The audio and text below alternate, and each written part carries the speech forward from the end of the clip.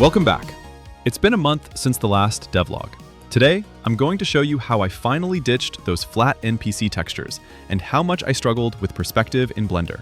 We'll also look at a completely new operating system that is running inside the game. And finally, we need to talk about crime. Because what kind of building is it if nobody wants to rob it?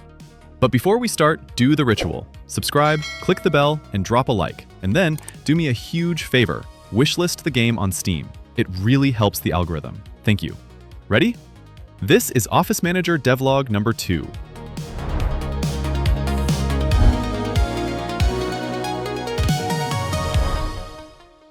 I knew the old characters had to go. They were just shapes, lifeless.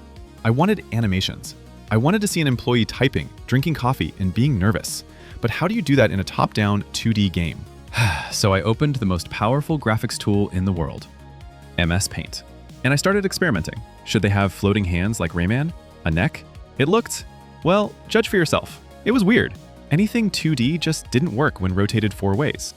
Finally, I thought, what if I made them in 3D? So I opened Blender. Problem is, I have no idea how to model. So I watched some basic tutorials, asked AI how to even rotate the camera, and started making shapes. I kept it simple. Rectangles. One leg, another leg, body, arms, head. Yeah, it looks like Minecraft. But you know what? It works better than I expected. Since I knew I wanted different skins, I unwrapped the UV map, created a layout for the textures, and then I had to cheat. I wrote a Python script in Blender that acts as an automatic sprite factory. It works like this. It loads a folder of skins, applies them to the model, and runs an animation. I created a basic walk cycle, then an idle animation, and finally specific action animations for the hands. Then, a virtual camera orbits the character by 90 degrees and renders each frame into a 2D image. But wait, nothing is ever that easy. When I saw the first export in the game, the pixels were shimmering, like they were vibrating in place. I thought I broke the game rendering. Turns out, it wasn't the game. It was just a bad export setting in Blender. One fix, and finally, the best part, the script exports legs, body with hands, and the head separately. Because now I can mix animations in-game. It's fake 3D behaving like a 2D sprite. The result? The game finally feels alive. While I was at it, I also touched the pathfinding code. I implemented steering behaviors. Instead of moving like robots on rails, characters now have velocity and acceleration. They slow down for turns and move a bit more organically.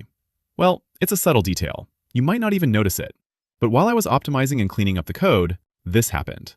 My intelligent employee decided that there was some insurmountable obstacle in his way and fell into an existential crisis. Debugging pathfinding for these new models was hell, but I'm definitely framing this bug on my wall. Let's talk about the user interface. Just look at the old version. Default framework buttons, standard fonts. It looked like a debug console. It worked, but it had no soul. I realized that in a tycoon game, menus are the gameplay. And I didn't want you to just stare at spreadsheets.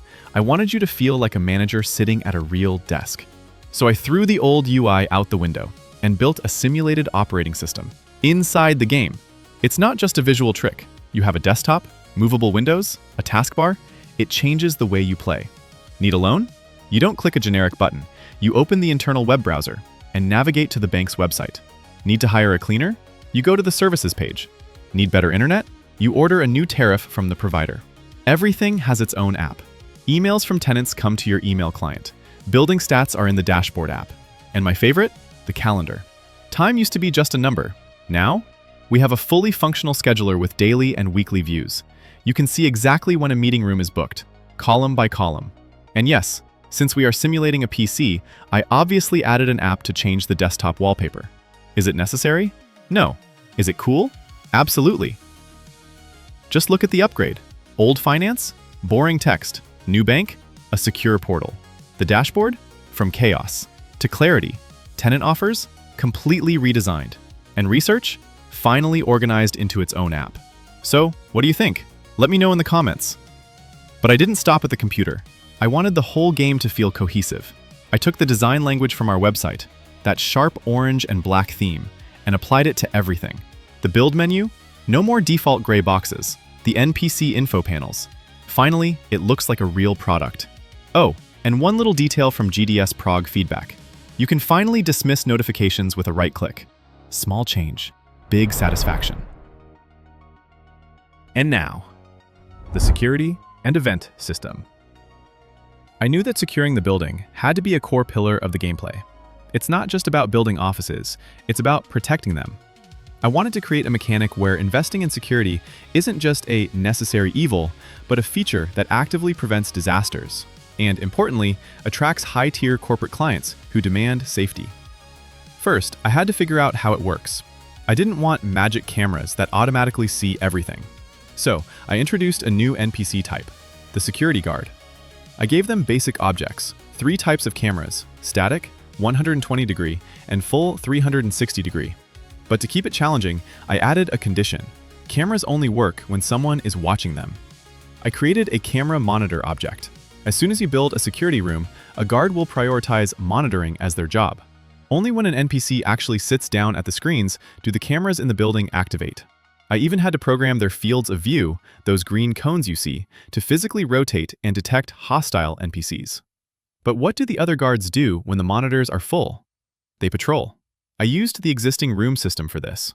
The guard picks a random room, walks in, picks a spot, scans all 4 directions, and moves on. Simple, but it makes the office feel alive. Once I had the defenders, I needed an attacker, the thief. The thief has clear logic. Find expensive loot, steal it, and vanish. But if they are caught by an active camera or a guard's line of sight, the alarm triggers. Every available guard drops their coffee and starts the chase. If the thief escapes to the edge of the map, you lose money and reputation. But if they catch him, I didn't want him to just boringly despawn. I wanted a show. So I added a police car. When a guard catches a thief, the car arrives, the guard escorts the thief, puts him in the back seat, and drives off. Case closed. But danger doesn't just lurk at night. I added a graffiti artist to mess up your walls, but more importantly, the hacker. The hacker is tricky because they operate in broad daylight. They look like regular employees, so cameras and guards ignore them. Their goal? Stealing data from servers. If you catch them in the act, they run. But how do you prevent them? That's why I added card gates, turnstiles. These act as a physical barrier that only authorized staff can pass. It forces you to actually think about your building's layout and entry points. All of this chaos is managed by the event system. Every security object contributes to a heat map, which calculates your building's total security percentage. It's simple math. The higher your security score, the lower the chance of an event triggering. I've categorized future events into 4 groups: security events, thieves and hackers; environmental events, like fires or water leaks, based on object durability; social events, strikes and protests, based on NPC happiness; global events, economic crises or pandemics, rare but devastating. Currently, the security system is fully functional, and the rest is coded and ready to be connected. And this is where I need your help. I want this game to be a living organism that throws curveballs at you. So, what other office disasters should I add? Broken AC in the summer? Food poisoning from the fridge? Write your craziest ideas in the comments below. I'll pick the best ones and try to program them into the next update.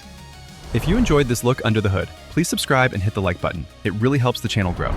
Check out the links in the description to join our Discord community or follow us on TikTok and Instagram for daily updates. But most importantly, please wishlist Office Manager on Steam. It is the single best way to support development. Thanks for watching, and I'll see you in the next devlog.